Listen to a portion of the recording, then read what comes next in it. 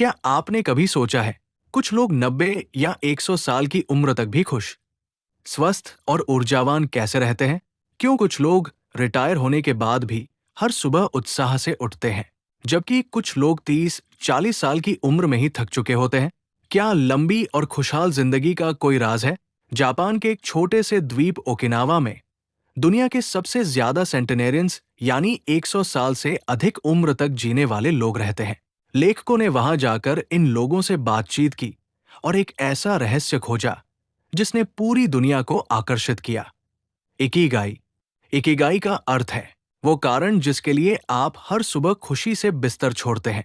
ये किताब केवल लंबी उम्र की नहीं, बल्कि अर्थपूर्ण, संतुलित और आनंदमय जीवन जीने की कला सिखाती है। लेखक परिचय। हेक्टर गार्सिया स्पेनिश लेखक हैं, जिन्होंने कई वर्षों तक जापान में रहकर वहां की संस्कृति को गहराई से समझा। फ्रांसिस्क मिरल्स एक प्रसिद्ध लेखक और पर्सनल ग्रोथ विशेषज्ञ हैं। दोनों ने मिलकर जापान के ओकिनावा गांव के बुजुर्गों से मुलाकात की, उनकी जीवन शैली, आदतें, सोच और दिनचर्या को समझा और उसी अनुभव को इस पुस्तक के रूप में दुनिया के सामने रखा। अध्याय 1। इकिगाई क्या है? जीवन का उद्देश्य क्यों जरूरी है? कल्पना कीजिए, आपकी उम्र 95 साल है, लेकिन आप अभी भी सुबह खुद अपने बगीचे में काम करते हैं, दोस्तों से हंसते हैं और हर दिन कुछ नया सीखते हैं। क्या यह संभव है? जापान के ओकिनावा में ये बिल्कुल सामान्य बात है। लेखक बताते हैं कि इन लोगों के पास कोई जादुई दवा नहीं है, बल्कि उनके पास जीने का कारण है। उसे ही कहते हैं इकिगाई।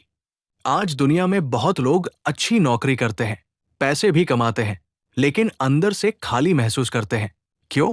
क्योंकि उन्होंने करियर चुना, लेकिन उद्देश्य नहीं। इकिगाई केवल पैसा कमाने का नाम नहीं, बल्कि 4 चीजों का मिलन है। आपको क्या करना पसंद है? आप किस काम में अच्छे हैं? दुनिया को किस चीज की जरूरत है? और किस काम के बदले आपको आय मिल सकती है? जब ये चारों मिल जाते हैं, तब काम बोझ नहीं लगता, वो आपकी पहचान बन जाता है। लेकिन सवाल है, अगर उद्देश्य मिल भी जाए, तो क्या केवल उसी से लंबी उम्र मिल जाती है? नहीं, असल रहस्य अभी बाकी है। अध्याय 2। लंबी और स्वस्थ जिंदगी के जापानी रहस्य। क्या आपने कभी गौर किया है, कुछ लोग कम खाते हैं लेकिन ज्यादा स्वस्थ रहते हैं? जापानी लोग इसका जवाब जानते हैं।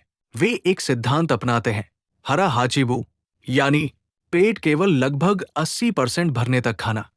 इससे शरीर पर अतिरिक्त दबाव नहीं पड़ता। लेखक बताते हैं कि ओकिनावा के लोग सादा भोजन करते हैं, सब्जियां, फल, दालें, टोफू और कम मात्रा में भोजन। लेकिन केवल खाना ही नहीं, वे पूरे दिन थोड़ा थोड़ा चलते रहते हैं। वे जिम नहीं जाते, लेकिन खेतों में काम करते हैं, बगीचा संभालते हैं, साइकिल चलाते हैं और शरीर हमेशा सक्रिय रहता है। एक और खास बात, वे अकेले नहीं रहते। उनके छोटे छोटे दोस्ती समूह होते हैं, जिन्हें मोए कहा जाता है। ये लोग जीवन भर एक दूसरे का साथ देते हैं। आज जब दुनिया में अकेलापन बढ़ रहा है, ओकिनावा के लोग रिश्तों की ताकत से खुश रहते हैं। लेकिन क्या केवल अच्छी आदतें काफी हैं? लेखक कहते हैं, नहीं, आपका मन भी उतना ही स्वस्थ होना चाहिए। और यही अगला सबसे महत्वपूर्ण रहस्य है। अध्याय 3। फ्लो, तनाव और खुश रहने की कला। क्या आपने कभी ऐसा काम किया है जिसमें समय का पता ही नहीं चला? यही है फ्लो स्टेट। लेखक कहते हैं, जब आप ऐसा काम करते हैं जो चुनौतीपूर्ण भी हो और आपकी क्षमता के अनुसार भी हो, तो आप पूरी तरह वर्तमान में जीने लगते हैं। यही मानसिक शांति का सबसे अच्छा तरीका है। लेकिन आज हमारी सबसे बड़ी समस्या क्या है? हर 5 मिनट में मोबाइल, सोशल मीडिया, नोटिफिकेशन और लगातार तुलना। इसी कारण तनाव बढ़ता जाता है। ओकिनावा के लोग वर्तमान में जीना जानते हैं।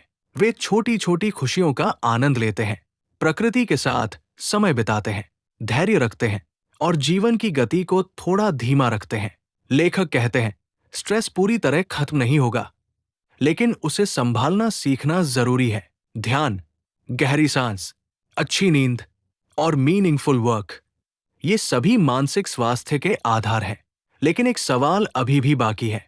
अगर हमें अपना इकिगाई मिल जाए, तो उसे रोजमर्रा की जिंदगी में कैसे जिया जाए? यही अंतिम भाग में सबसे महत्वपूर्ण सीख है। अध्याय 4।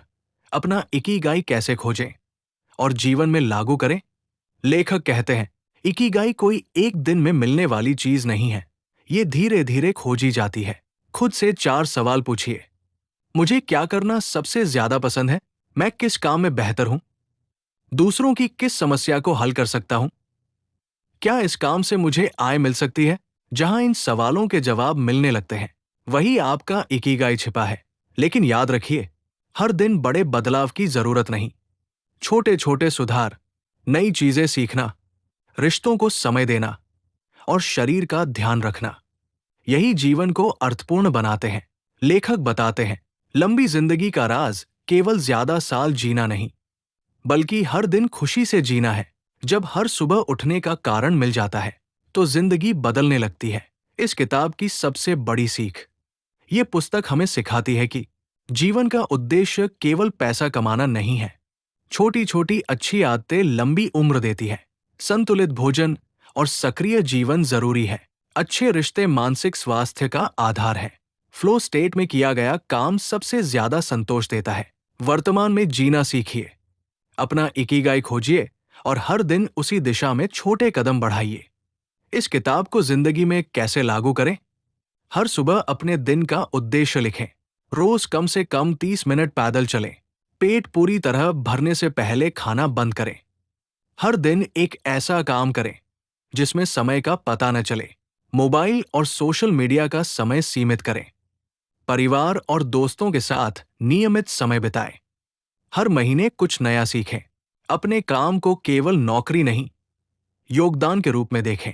लोगों की सबसे आम गलतियां, केवल पैसे के पीछे भागना, शरीर की अनदेखी करना, हर समय व्यस्त रहना लेकिन अर्थपूर्ण काम न करना, अकेले रहना और रिश्तों को समय न देना, लगातार दूसरों से तुलना करना, तुरंत सफलता की उम्मीद करना, अपनी रुचियों को नजरअंदाज करना। अंतिम निष्कर्ष, अगर आप सच में एक लंबी, स्वस्थ और खुशहाल जिंदगी चाहते हैं, तो शुरुआत किसी बड़ी उपलब्धि से नहीं, बल्कि एक छोटे सवाल से कीजिए। मैं हर सुबह किस कारण से उत्साह के साथ उठना चाहता हूं? जिस दिन इस सवाल का जवाब मिल जाएगा, उसी दिन आपका इकिगाई भी मिलना शुरू हो जाएगा। और शायद यही आपकी सबसे बड़ी सफलता होगी। अगर आपको इस पुस्तक से कुछ नया सीखने को मिला हो, तो वीडियो को लाइक करें, अपने दोस्तों के साथ शेयर करें और ऐसे ही बेहतरीन हिंदी बुक समरीज के लिए चैनल को सब्सक्राइब करना न भूलें।